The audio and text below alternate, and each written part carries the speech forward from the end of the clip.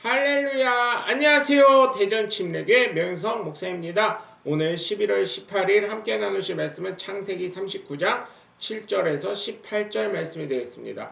제가 봉독하고 함께 말씀 나누겠습니다. 그 후에 그의 주인의 아내가 요셉에게 눈짓하다가 동침하기를 청하니 요셉이 거절하며 자기 주인의 아내에게 이르되 내 주인이 집안의 모든 소유를 간섭하지 아니하고 다 내 손에 위탁하였으니 이 집에는 나보다 큰 이가 없으며 주인이 아무것도 내게 금하지 아니하였어도 금한 것은 당신뿐이니 당신은 그의 아내임이라. 그런즉 내가 어찌 이 큰 악을 행하여 하나님께 죄를 지으리까? 여인이 날마다 요셉에게 청하였으나 요셉이 듣지 아니하여 동침하지 아니할 뿐더러 함께 있지도 아니하니라. 그러할 때에 요셉이 그의 일을 하러 그 집에 들어갔더니 그 집 사람들은 하나도 거기에 없었더라. 그 여인이 그의 옷을 잡고 이르되 나와 동침하자. 그러나 요셉이 자기의 옷을 그 여인의 손에 버려두고 밖으로 나가매 그 여인이 요셉이 그의 옷을 자기 손에 버려두고 도망하여 나감을 보고 그 여인의 집사람들을 불러서 그들에게 이르되 보라, 주인이 히브리 사람을 우리에게 데려다가 우리를 희롱하게 하는도다. 그가 나와 동침하고자 내게로 들어오므로 내가 크게 소리질렀더니 그가 나의 소리질러 부름을 듣고 그의 옷을 내게 버려두고 도망하여 나갔느니라 하고 그의 옷을 곁에 두고 자기 주인이 집으로 돌아오기를 기다려 이 말로 그에게 말하여 이르되 당신이 우리에게 데려온 히브리 종이 나를 희롱하려고 내게로 들어왔으므로 내가 소리질러 불렀더니 그가 그의 옷을 내게 버려두고 밖으로 도망하여 나갔나이다. 아멘.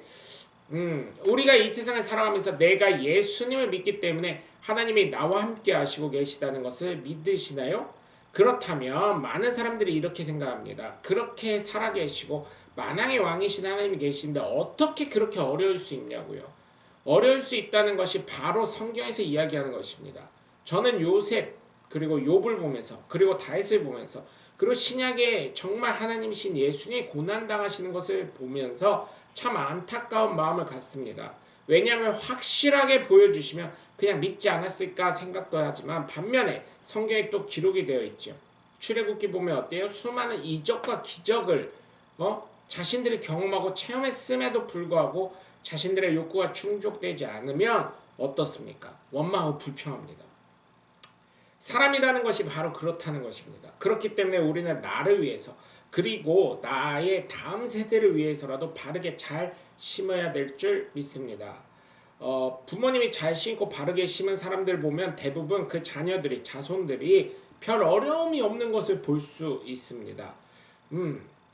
그러나 바르게 심지 않고 잘 심지 못한 사람들을 보면 그 자녀들이 굉장히 어려운 삶을 살아가는 것을 볼 수가 있습니다. 그래서 우리는 예수님을 바르게 믿고 우리의 삶을 잘 심어서 하나님을 기쁘시게 하고 사람들 앞에서도 떳떳하며 칭찬받으시는 하나님의 복된 자녀들 되시길 주 예수 그리스도의 이름으로 간절히 축원합니다. 첫 번째, 하나님이 함께 하시더라도 유혹이 옵니다. 이상하죠? 믿음이 좋아서 성령 충만한 때 이럴 때 유혹이 옵니다. 어때요? 저건 뭐요? 하고 지나가요. 그럴 때는요. 그런데 내가 성령이 충만함이 조금 떨어지고 믿음이 떨어지면 어떻게 됩니까? 나만 왜 이래? 이러면서 어떻게 돼요? 요즘 목사들 봐 이러면서 뭐라고 합니까? 난 그래도 목사들보단 낫잖아? 이러면서 문제가 되는 경우가 많이 있습니다. 그런데 제가 그분들께 여쭤보고 싶은 게 있어요. 그럼 그 사람이 다 지옥 가면 너도 같이 지옥 갈래? 왜 그래요? 500원짜리 눈깔 사탕을 훔친 사람도 도둑이고요. 진짜 몇 조 원을 훔친 사람도 도둑은 도둑 아니겠습니까? 똑같은 것 아니겠어요? 형량이 다를 뿐이죠. 그러나 결국은 죄인이라는 것은 똑같고요. 그 죄값을 치러야 되는 것은 똑같습니다. 정말로. 목사님들 부도덕하고 잘못된 경우를 비판하면서 어떻게 해야 합니까? 그를 위해서 그가 바른 길로 갈 수 있도록 기도하고 또한 그들에게 직언을 할 수 있는 사람들이 되셔야 될 줄 믿습니다. 그런데 요즘은 어때요? 내가 책임질 거 아닌데 뭐? 그리고 내 교회요? 목사 교회잖아. 이러면서 어떻게 돼요? 자신의 책임을 스스로 뭉개버리는 사람들이 얼마나 많이 있는지 모르겠어요. 그러면서 교회를 떠나가고 자기들 스스로 가난한 성도들이라고 합니다. 왜? 이스라엘 백성들이 광야를 40년 동안 떠돌아다닌 것처럼 나는 다닐 만한 교회가 없어 스스로 신앙생활을 한다는 것이죠. 얼마나 교만한 거예요. 그러니 바른 신앙을 할 수가 없고 작은 유혹에도 걸려 넘어질 수밖에 없는 것입니다. 누군가는 가이드를 제시해야 되는데 그렇지 않으니까요. 여러분, 우리는 바르게 심어야고 바른 믿음의 사람이 되셔야 될 줄 믿습니다. 오늘 보면 7절에서 9절까지 보시면 이제는 보디발의 아내가 요셉에게 잠자리를 하자고 유혹합니다. 그러나 요셉은 믿음의 사람이기 때문에 그 유혹을 이겨내려고 합니다. 솔직히 이야기하면 여기서 성령의 충만함이 없고 하나님을 믿는 믿음이 없었다면 요셉은 어쩌면 더욱 편안하게 아무도 모르게 이 유혹에 넘어갔을 수도 있을 것입니다. 그러나 요셉은 하나님이 보고 계시다는 믿음이 있었던 사람이 있었기 때문에 죄를 짓지 않고 유혹을 이긴 줄 믿으시길 주 예수 그리스도의 이름으로 간절히 축원합니다. 이와 같이 우리도 하나님이 보고 계시다는 믿음을 가지고 유혹을 이길 수 있는 저와 여러분이 되시길 주 예수 그리스도의 이름으로 간절히 축원합니다. 두 번째, 하나님이 함께 하시더라도 시험이 옵니다. 이 시험은 나의 의지와 상관없어요. 그 시험이 얼마나 많이 있습니까? 요즘은 어떤 시험이 있어요? 먹는 거에 저는 시험이 있습니다. 그러다가 병이 생기잖아요. 스트레스 많이 받아서 그런 것은 압니다. 그런데 이미 식사하고 어떻게 합니까? 밥배랑 디저트배랑 따르다고. 그러다 병 걸리죠. 스트레스 받는 일이 있걸랑 내 몸 죽이지 말고 교회 와서 소리 지르시고 기도하시고 아니면 산 정상 가서 소리를 힘껏 지르시든지 아니면 노래방 가서 건전하게 노래를 열심히 부르시든지 하시면 좋겠습니다. 시험이 오면 제어가 되지 않으세요. 제어가 안 되면 어때요? 힘들지요.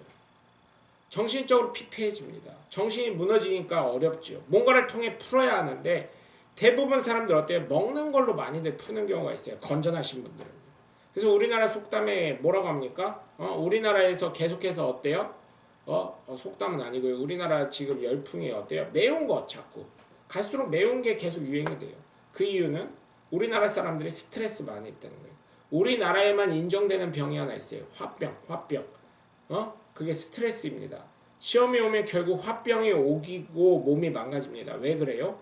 풀지 못해서예요. 그러니 여러분 주님께 기도하시던 산에 올라가서 소리 지르시던 노래방 가서 노래를 건전하게 부르시던 정말 여러분 저는 정말 부탁드리는 거 교회 와서 기도해서 응답받고 능력 받으시길 주 예수 그리스도의 이름으로 간절히 축원합니다. 오늘 보면 10절에서 13절까지 보시면 유혹 정도가 아니에요. 요셉의 옷을 벗겨버려요. 요셉에게는 얼마나 큰 시험이겠어요. 그 옷을 벗기자 요셉은 자기 옷을 버려두고 갑니다. 그러니 요셉이 얼마나 놀랐으면 그 자리에서 옷도 팽개쳐버리고 도망갔겠어요. 그 상황이 얼마나 다급했겠습니까? 죄의 수렁으로 들어가는 시험의 문이 열려있는데 그 문을 박차고 나온 것입니다. 시험이 올 때 이럴 수 있는 사람 별로 없지요. 그러나 믿음의 사람은 이 시험을 통과하고 박차고 나온다는 것을 믿으시고 여러분 정말 시험이 온다고 할 때 예수님의 능력으로 예수 이름으로 물리칠 수 있는 저와 여러분이 되시길 주 예수 그리스도의 이름으로 간절히 축원합니다. 세 번째로 하나님이 함께 하시더라도 올무에 걸릴 수가 있습니다.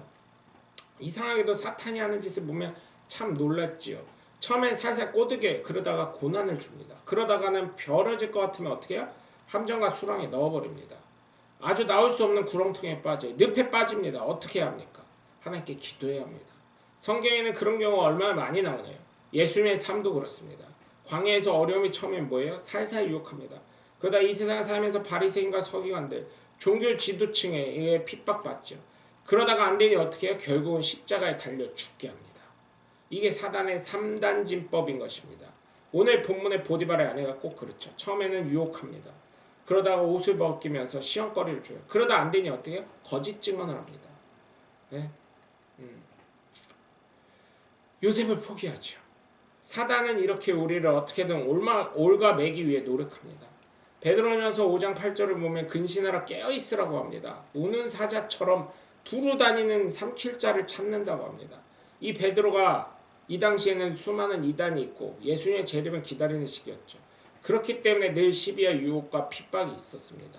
어쩌면 요셉이 어려움을 겪고 고난이 이 단계와 같았던 시기였습니다. 그렇기 때문에 무너지는 사람이 많았어요. 이단으로 변질되기도 하고요. 또는 지하에 있는 교회의 사람들을 고발하고 여러 가지 상황이 배신도 하는 모습이 그려졌던 시대예요. 그렇기 때문에 베드로는 교회 성도들에게 근신하고 깨어있으라고 기도하라고 하는 것입니다. 마귀는 어떻게든 넘어뜨리려고 유혹도 하고 거짓 증언도 하고 괴로움도 주고 시험도 주기 때문이에요.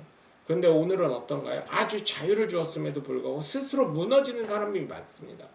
유혹을 하지 않아도 스스로 무너지고 시험을 주지 않아도 괴로움이 거짓 증언이 없어도 스스로 무너지는 것이 지금의 시대 아니겠습니까? 그러니 여러분 우리라도 무너지지 않도록 굳건한 믿음을 소유하시길 주 예수 그리스도의 이름으로 간절히 축원합니다. 오늘 보면 14절에서 18절을 보면 요셉이 자신의 옷을 던져놓고 도망가자 역공을 이 여인이 핍니다. 집사람들을 불러 히브리 사람이 우리를 희롱한다고 이야기를 하면서 자기랑 동침하자고 거짓말을 합니다. 그러자 요셉이 도망갔다고 거짓 증언을 하고요.